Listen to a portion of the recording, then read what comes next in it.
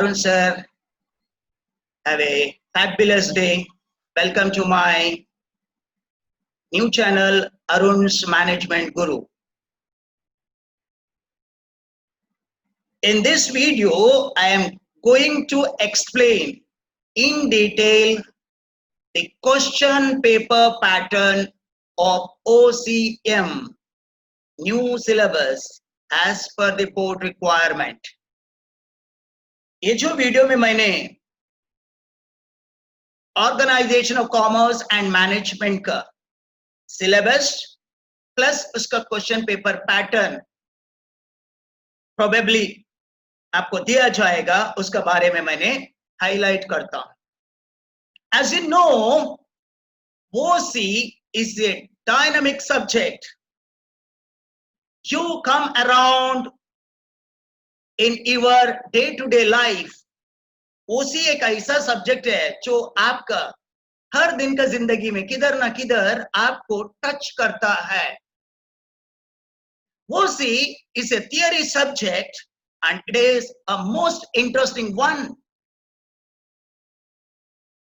ये जो सब्जेक्ट है आपको आज का दिन आपका वर्ल्ड का अराउंड में बिजनेस में होने वाला न्यू डेवलपमेंट्स, न्यू इन्वेंशन, इसका बारे में आपको बताता है। हमारा जो सिलेबस ये बरस 2020-21 के लिए बदला गया, न्यू सिलेबस जो 12th का है वो पिछले बरस 11th का सिलेबस किधर एंड हो गया उधर से स्टार्ट हुआ है। मैनेजमेंट का एंड, अभी मैनेजमेंट का बिगिनिंग। इसका मतलब आपका 11th का OC का चैप्टर्स और अभी का चैप्टर है इंटर कनेक्टेड है। मतलब 11 से 12 तक अगर आप पढ़ते हो, आपको OCM का एक आइडियोलॉजी, आइडिया आपका सामने आता है। Whatever it may be, we will see a new approach to OCM as per the new syllabus. क्योंकि आपका जो रिस्ट्रक्चर्ड सिलेबस है वो आपको मैनेजमेंट का, आपका कॉमर्स का स्टूडेंट के लिए क्लियर अंडरस्टैंडिंग का लेवल को लेके जाने वाला है। You will come across all the new developments happening in the world. इसीलिए ये जो वीडियो है एग्जामिनेशन का दृष्टि से, आपका पढ़ाई का दृष्टि से आपको अच्छे से मीन्स देखना है शुरुआत से लास्ट तक। एंड सपोज मैं तो यही बोलूंगा, इसको आप लाइक करो, शेयर करो, ताकि इसका फायदा बहुत सारा स्टूडेंट कम्युनिटी को मिले। ओके, अभी हम शुरुआत करते हैं इसका scheme of things, marks allocation. आपको मालूम है ऑल इन ऑल आपका OC तो 100 मार्क्स का है, लेकिन उसमें 80 मार्क्स का एक्सटर्नल बोर्ड एग्जाम से मिलता है, प्लस आपका जो 20 मार्क्स है वो इंटरनल से मिलता है। समझे क्या नहीं? सो 80 मार्क्स आपको एग्जाम देके पाना है, उसके बाद 20 मार्क्स कॉलेज में जो आपको आपका सब्जेक्ट के ऊपर जो टेस्ट लेंगे, प्रोजेक्ट लेंगे, वाइवा लेंगे, उसका ऊपर से मिलेगा। तो अगर आप ये दोनों में अच्छे से ध्यान देगा, you can score more than 92 plus आराम से पॉसिबल है, 96 तक आप ले सकते हो। अंडरस्टूड? स्टिल गोइंग फर्दर, एक बार मैंने आपको आपका जो न्यू सिलेबस है उसको जस्ट इंट्रोड्यूस करता है। ये न्यू सिलेबस में कितना चैप्टर्स है, ये चैप्टर किसके साथ संबंध रखता है, और इसका जो डिफिकल्टी लेवल क्या है, तो आपका सामने रख लेता हूं। Yes, chapter number 1 is about principles of management. आपको तो मालूम है पूरा दुनिया में आजकल मैनेजमेंट छाया हुआ है। ये मैनेजमेंट के लिए you have to follow certain techniques, certain fundamental truths which is called as principles of management. अगर आपको बिजनेस ऑर्गेनाइजेशन को मैनेज करना है तो आपको कुछ वेल थॉट आउट प्रिंसिपल को अपनाना पड़ेगा. फॉर एग्जाम्पल, आपका बिजनेस एकदम अच्छा चलता है जब भी आपका बिजनेस में एक डिसिप्लिन हो, एक टीम स्पिरिट हो. तो ये चैप्टर में आपको बताया जाएगा what are the features of principles of management, what are the importance of these principles, what are the theories of management. उसमें हेनरी फेयोल्स का 14 प्रिंसिपल्स ऑफ एडमिनिस्ट्रेटिव मैनेजमेंट क्या है, डब्ल्यू टेलर्स का जो मैनेजमेंट थियरी क्या है, साइंटिफिक मैनेजमेंट थियरी क्या है, उसका साइंटिफिक टेक्निक्स क्या है जॉब करने में. तो ये चैप्टर में आपको बताया जाएगा. So a business student must know basically principles of management before understanding what is management.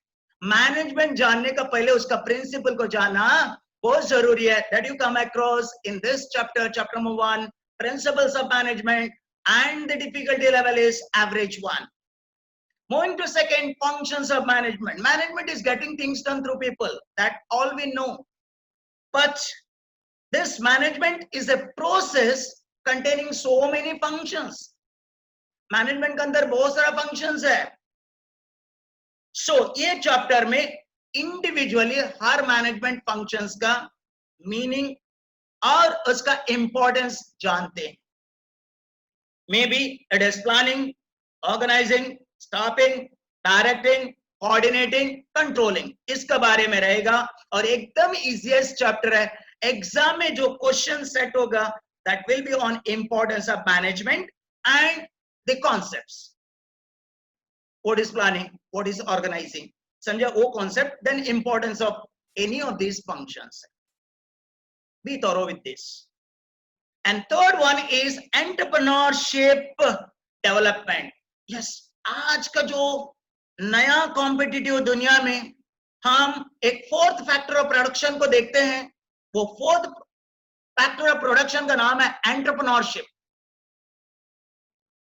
These entrepreneurs has changed the whole world. ये दुनिया को बदल दिए because they are innovators, they are creators of job, they are idea givers, they are decision maker, they are job givers, they are risk takers. ऐसा आप entrepreneurs के बारे में, उसका क्वालिटी के बारे में, उन लोगों का मीन्स क्वालिफिकेशन के बारे में जान.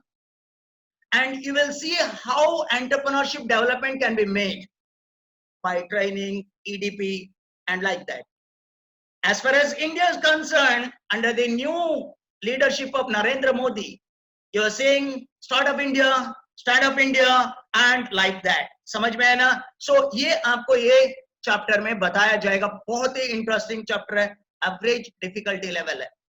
नेक्स्ट है, easiest one is business services. Chapter number 4. To run any business smoothly, we need various types of services, what we call aids to trade. आपका बिजनेस को चलाने के लिए कुछ सर्विसेज का जरूरत है. Services are produced and consumed at simultaneously. तो ऐसा जो सर्विसेज के बारे में ये चैप्टर बताता है, चाहे दैट इज बैंकिंग हो, इंश्योरेंस हो, ट्रांसपोर्टेशन हो, कम्युनिकेशन हो, वेयर हाउसिंग हो. तो इसमें जो नया डेवलपमेंट है बिजनेस सर्विसेज का, उसका एडवांटेजेस है, डिसएडवांटेजेस है, टाइप्स है, ये सारा ये चैप्टर में बताया जाएगा, including new developments and business services. जैसे ई बैंकिंग हो, वो आपको ये चैप्टर में बताया जाएगा. इजी, क्योंकि बैंक्स, इंश्योरेंस और ट्रांसपोर्टेशन वो सब आराम से आप समझ सकते हो. Next comes emerging modes of business. Ours is a speed, competitive, globalized business. हमारा जो अभी का बिजनेस में है, समझे क्या नहीं, मंत्र है, ग्रोथ है, डेवलपमेंट है, स्पीड है, ग्लोबलाइजेशन है और कॉम्पिटिटिवनेस है. अगर ये मंत्र को पूरा करना है, एक नया तरीके का बिजनेस को अपनाना पड़ेगा. That you will study in this chapter, emerging modes of business. चाहे ये ई-कॉमर्स हो, समझ में है ना, ऑनलाइन बिजनेस ट्रांजैक्शंस हो, आपका बीपीओ हो, एलपीओ हो, केपीओ हो, तो ये आउटसोर्सिंग हो, ये सारा चीजों को आप इमर्जिंग मोड्स ऑफ बिजनेस में स्टडी करोगे. बहुत ही इंफॉर्मेटिव है, एजुकेटिव है, डिफिकल्टी लेवल अंडरस्टैंडिंग का टाइम थोड़ा ज्यादा रहे, डिफिकल्टी लेवल थोड़ा हायर रहे. Moving to next, social responsibility of business. Business is closely related to society. जो मिट्टी में आप पैदा होते हो, अपना बिजनेस को बढ़ाते हो, बहुत सारा कमाते हो, it is your obligation to give something to your society. Society means various stakeholders. They may be investors, they may be owners, they may be consumers, they may be government, they may be society, समझा, they may be common man and the public. तो एक stake holders को आपका obligation है, you have to give something to them. In what form? You can help the society. जो समाज ने आपको ग्रो करने के लिए मदद किया, वो सोसाइटी को आप कौन सा तरह से आप ऑब्लिगेशन को पूरा करोगे, that you come across in this chapter, social responsibility of business. समझा, you are not for only profit making, you are also for giving service to the society in various ways. That is explained in this chapter, social responsibility of business. Easiest chapter to understand, very close to your heart. Then consumer is production. All of you know, beginning of marketing is consumer. If there is no consumer, no business at all. Thus, consumer is really a king of the business. Therefore, consumer must have certain rights. But that is not happening. Consumer is exploited in our country. So, what are the various rights of consumer? How to protect a consumer? What are the grievance protection agencies that are available? What about the Consumer Protection Act 1986 and Consumer Protection Act 2019? What they say? ये सारा चीजें आपने consumer protection chapter में पढ़ोगे. Level difficulty understanding का थोड़ा means higher level का. And last one is 8th chapter is marketing. Marketing is a part and parcel of our life. Business का part and parcel है, commercial world का part and parcel है. If there is more production and less demand, there arises the need for marketing. Although it is a topic of TYBCom, it is presented to you in your 12th syllabus. There you study the types of market, marketing functions, what is market research, what is branding, what is pricing, what is the marketing mix, what is promotion. Everything is taught in this chapter, marketing, and once again it is easiest and interesting fun. So there are 8 chapters to study, ranging from principles of management to marketing, and difficulty levels given on the right hand side. Moving further, most important, ये जो video का main part है, probable pattern of OCM subject this year 2020 onwards. There are normally 8 questions to attempt. We will see. Question number 1 It is objectives carrying a weightage of 20 marks. There are 10 categories of the objectives you have to study. You have to. आपको आपका syllabus में 10 category का objectives को study करना है. Out of which in board question paper there appears 4 category आपको exam में कौन सा भी देगा. You have to attempt all the 4 compulsorily. ये चारों को 5-5 मार्क है, टोटल 20 मार्क्स हुआ. What are these various categories? Some of them you know and some are new. First, select the correct option. आपको तो मालूम है, एक सेंटेंस देंगे, नीचे आपको मल्टीपल चॉइस देंगे, उसमें एक चॉइस निकल के correct choice, correct phrase, correct word put up करने का, सेंटेंस को रीराइट करने का, ऐसा 5 रहेगा, है ना. Match the pair, match the following बोलते हैं, ये साइड बी साइड को मैच करना है. गिव वन वर्ड आंसर या फ्रेज या टर्म, वो जो है वो भी आपको मालूम है ना. 5-5 मार्क का देंगे, 1-1 मार्क का रहता है. स्टेट ट्रू और फॉल्स, आपको इसका कोई एक्सप्लेनेशन नहीं देना है, रीजंस नहीं देना है, सिर्फ ट्रू और फॉल्स बोल देना है. Then find the odd one. इसमें आपको 4 चीज देंगे, उसमें से एक ऑड रहेगा, उसको हटाने का. फॉर एग्जांपल ऐसा देंगे, प्लानिंग, ऑर्गेनाइजिंग, स्टाफिंग, प्रिंसिपल्स. हाँ, planning, organising, staffing functions of management है, प्रिंसिपल अलग है. सो ऑड कौन है? प्रिंसिपल. तो उसको आपको लिखना है, ऑड वन आउट कौन है? प्रिंसिपल लिखना, आंसर मिलेगा आपको ऐसे.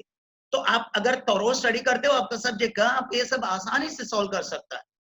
Next, complete the sentence as good as fill in the blanks, है ना. सेंटेंस देंगे, एक फिलिंग ये देंगे, आपको फिल करना है खुद का हिसाब से. Next, select the correct option from the bracket. Is as good as first one. Select the correct option. मुझे कुछ नया दिखा नहीं, क्योंकि वो सेंटेंस में 3 बीच में स्लैश डाल के आंसर देंगे, उसमें से एक करेक्ट रहेगा, उसको लिखने का, बस वापस रीराइट करके लिखने का, जो अननेसेसरी को हटाने का. तो select the correct option from the bracket. Then answer in one sentence, मतलब एक सेंटेंस में लिखना है आपको. What is management,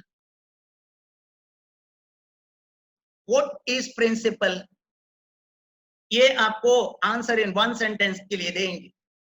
then correct the underlined word and rewrite. हाँ, ये आपको समझना है. एक सेंटेंस देते हैं और एक वर्ड का उधर अंडरलाइन करता है, समझा.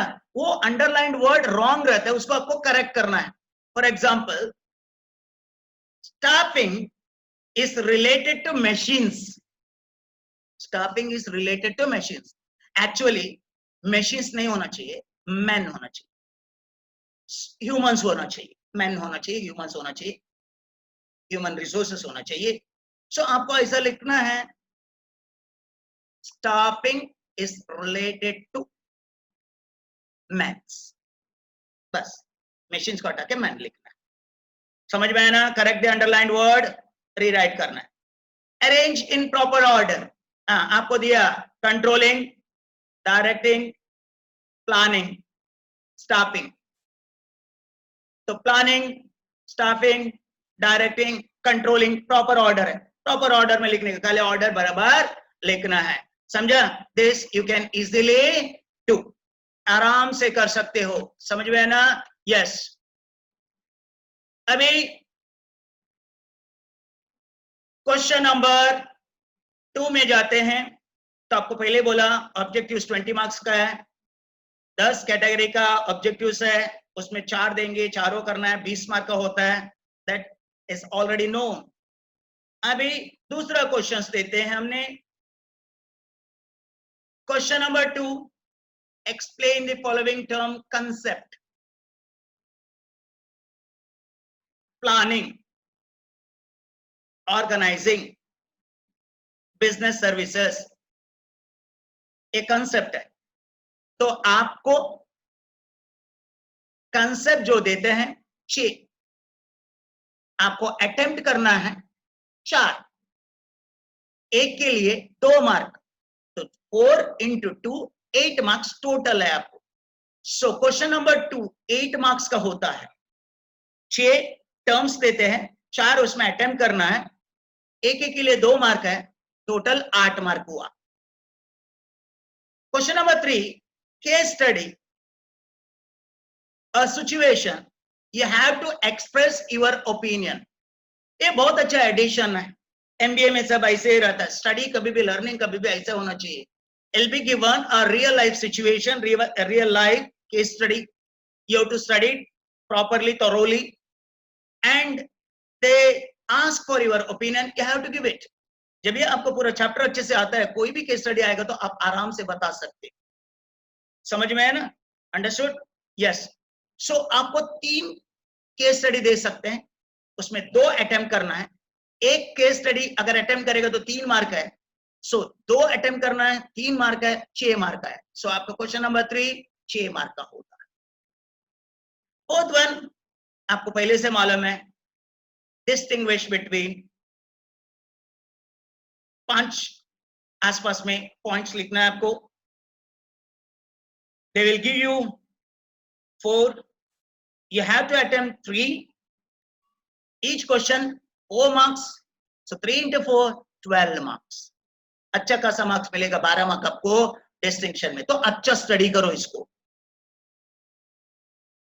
नेक्स्ट है fifth one question, answer in brief. Answer in brief short note का जैसे ही है, समझेगे नहीं? सो जैसे आपको पूछेंगे importance of planning, any 5 importance of planning, तो आपको क्वालिटेटिव आंसर देना है, ब्रीविटी आंसर में रहना है, समझा? अननेसेसरी पूरा नहीं लिखना है, ब्रीफ में क्वालिटेटिव आंसर देना है। They'll ask 3, you have to attempt 2, per question 4, so 2 into 4 8 marks। उसके लिए क्वेश्चन नंबर 5 के लिए answer in brief. 6, justify the following statements, it is as good as true or false with reasons, agree or disagree का जैसे, लेकिन अभी इसको नाम बदल दिया है, जस्टिफाई द फॉलोइंग स्टेट, मतलब वो स्टेटमेंट देते हैं तो आप उसको जस्टिफिकेशन देने का, हाँ क्यों सही है। Planning is the first function of a management, बराबर है? प्लानिंग का फर्स्ट फंक्शन कौन सा है? मैनेजमेंट का पहला फंक्शन कौन सा है? प्लानिंग है। क्यों? Planning is thinking about the future, what to do, how to do, where to do, समझा? तो आपको उसको जस्टिफाई करना है, फर्स्ट ही फंक्शन, इसके बाद ही दूसरा फंक्शन आता है, तो आपको बताना है ना? बिना प्लानिंग से आपका कुछ नहीं आगे का चलेगा, आगे का हर फंक्शन को मीन सपोर्ट देता है प्लानिंग, ये सारा आपको लिखना है। I'll be given 4 questions, अच्छा खासा आपको ऑप्शन है, 2 लिखना है, एक ही को 4 मार्क है, 2 into 4 8 मार्क्स है, तो क्वेश्चन नंबर 6 के लिए 8 marks. 7, attempt the following, it is like short notes, लेकिन ये शॉर्ट नोट्स नहीं है और लॉन्ग आंसर भी नहीं उसका बीच में, आपको 1.5 पेजेस इसको लिखना है attempt the following के लिए। एक लॉन्ग आंसर जैसे दिखता है, शॉर्ट आंसर का जैसे भी दिखता है, समझेगा नहीं? What is planning, what is the importance of planning, समझा? What is the advantages of rail transport, एक क्वेश्चन। कितना देंगे क्वेश्चन पेपर में? 3, आपको कितना अटेम्प्ट करना है? 2, और एक के लिए 5 मार्क, 2 into 5 कितना? 10 मार्क हुआ, टोटल मार्क्स अलॉटेड 10। 3 में 2 अटेम्प्ट करना है, 5 मार्क एक को, सो टोटल 10 मार्क का मीन्स वेटेज वाला क्वेश्चन है। And last one is question number 8, answer the following, that is long answer है, आपको 2.5 पेजेस लिखना है, 350 वर्ड्स तक ये लिखने का जैसा है, इसमें आपका इंट्रोडक्शन रहना, मीनिंग, डेफिनेशन, जो बाकी का मीन्स प्लस कंक्लूजन सब रहना है। 2 क्वेश्चन देते हैं, एक क्वेश्चन आपको अटेम्प्ट करना है, समझे कि नहीं? उसमें एक को 8 मार्क है, सो लॉन्ग आंसर ही हुआ, तो 8 मार्क का क्वेश्चन हुआ। सोशल रिस्पॉन्सिबिलिटी ऑफ बिजनेस से आ सकता है, हेनरी पेओल्स 14 प्रिंसिपल्स के ऊपर आ सकता है, सो आपको सब स्टडी करने के बाद मालूम पड़ेगा कौन सा मीन्स लॉन्ग आंसर में आ सकता है। सो अभी आपको क्वेश्चन पेपर पैटर्न मालूम पड़ा। Question number 1 objectives 20 marks. Question number 2 explain the following terms concept 8 marks. Case study के लिए 6 मार्क्स। डिस्टिंक्शन बिटवीन के लिए 12 मार्क। आंसर इन ब्रीफ के लिए 8 मार्क। जस्टिफाई द फॉलोइंग के लिए 8 मार्क। अटेम्प्ट द फॉलोइंग के लिए 10 mark. Answer the following long answer के लिए 8 मार्क। ये आप डीप स्टडी करोगे तो आपको ये एनालिसिस जो आपका सामने मैंने दिखाया वो आपको समझ में आएगा। How to study OC, OCM का अप्रोच क्या रहना है। ओल्ड सिलेबस में ऑब्जेक्टिव्स 15 मार्क का था। न्यू सिलेबस में ऑब्जेक्टिव 20 मार्क का। 15 मार्क का पुराना सिलेबस के हिसाब से अभी 20 मार्क के लिए आता है। मैंने बताया 4-5 मार्क का कौन सा अभी आ सकता है करके। पुराना सिलेबस में जो शॉर्ट आंसर्स है वो 55 मार्क्स का होता था, लेकिन अभी का सिलेबस में जो शॉर्ट आंसर्स है वो 52 मार्क्स का है। शॉर्ट आंसर्स मतलब आपको ज्यादा लिखना नहीं, आधा पेज, 1 पेज, 2 लाइन, 3 लाइन वो लिखना है। पुराना सिलेबस में लॉन्ग आंसर के लिए 10 मार्क का था। अभी का सिलेबस में लॉन्ग आंसर के लिए 8 मार्क। तो इससे क्या मालूम पड़ता है आपको? इससे ये मालूम पड़ता है पुराना सिलेबस में सिर्फ 6 सेट ऑफ क्वेश्चन सेट करना था, अभी में 8 करना है। क्वेश्चन का नंबर बढ़ चुका है। 3 आवर्स का ही है, 80 मार्क्स का ही है, लेकिन नंबर ऑफ क्वेश्चंस बढ़ा है। इसका मतलब आंसर को आपको शॉर्ट में लिखना, क्वालिटेटिव आंसर लिखना है। समझा? Brevity is what is expected from you rather than the quantity. Quality and brevity is the watchword of this new syllabus if you analyze the marking scheme.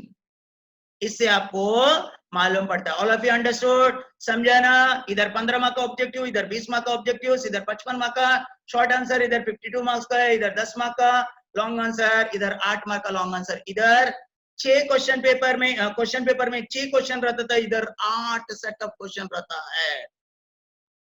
Analysis of total number of questions to be asked. मैंने अभी 2 minute का पहले बोला old syllabus में आपको 15 objective attempt करना है, new syllabus में 20 ऑब्जेक्टिव अटेम्प्ट करना है। और ओल्ड सिलेबस में 12 क्वेश्चंस आपको अटेम्प्ट करना था, न्यू सिलेबस में 16 नंबर ऑफ क्वेश्चंस अटेम्प्ट करना है। Number of questions has increase, 4 question बढ़ा है। कौन सा भी रूप में होने दो, 4 क्वेश्चंस बढ़ा है। समझा? मार्क्स कम हो गया ऑटोमेटिकली और आप नंबर ऑफ क्वेश्चंस क्या हुआ है, बढ़ गया है। So before concluding this most important educative informative video, let me give my own opinion. What should be the sequence of questions you have to attempt as a student, and what is the time management, allotted time? जैसे आपके हाथ में question paper आता है, read the question paper, 10 minutes देख लेना, कौन सा इजी, कौन सा पहले अटेम्प्ट करोगे, पहले बना के रखो, आपका कॉन्फिडेंस बढ़ जाएगा। सेकंड, ऑब्जेक्टिव्स अटेम्प्ट करने को जाओ, 20 मार्क का 25 मिनट्स टाइम ले लो। नेक्स्ट, मैं होता तो लॉन्ग आंसर क्वेश्चन, क्योंकि बच्चों का आदत है सब अगर आए ना लिखते जाते, सो पहले लॉन्ग आंसर क्वेश्चन अटेम्प्ट करने को जाओ, 25 मिनट्स ले लो। देन फोर्थ मेरा सीक्वेंस में आता है एक्सप्लेन द टर्म्स, 20 मिनट्स में कंप्लीट कर। नेक्स्ट, आंसर इन ब्रीफ, वापस 20 मिनट्स में कंप्लीट कर। अटेम्प्ट द फॉलोइंग, मालूम है ना थोड़ा लॉन्ग और शॉर्ट आंसर का बीच का, 30 मिनट्स में कंप्लीट कर। जस्टिफाई द सेंटेंस, 7th इसमें आएगा, 30 मिनट्स यूज कर, अच्छे से लिखना है। केस स्टडी आपको टाइम लगता है, पहले केस स्टडी को पढ़ के आपको लिखना है, इसलिए उसको लास्ट में रख लो। 20 मिनट्स में कंप्लीट करो 2 केस स्टडी 10-10 मिनट का। पास में पढ़ना है और पास में उसका आंसर देना है। समझना इंपॉर्टेंट है, आंसर देना आसानी से हो जाता है। एंड लास्ट वन, बचा हुआ 10 minute, go through the answer sheet, बराबर आप नंबर लिखा के देख लो, रीचेक द आंसर्स, किधर अंडरलाइन करने को भूल गए, किधर कुछ पॉइंट भूल गए क्या, कुछ वर्ड्स भूल गए क्या, वो फटक से देख लेना पेपर लेने का पहले, समझा? ऐसा 3 आवर्स को मैंने टाइम मैनेजमेंट ऐसा हिसाब से रखा है। ये मेरा सीक्वेंस का है, ये मेरा सजेशन है, आप कौन से भी फॉलो करो depending upon your study pattern. Then time management ये है, अगर ये टाइम मैनेजमेंट फॉलो करेगा आपका मींस पेपर 3 आवर्स में कंप्लीट होएगा, नहीं तो आप बाहर आके बोलोगे मेरा पेपर कंप्लीट नहीं हुआ है।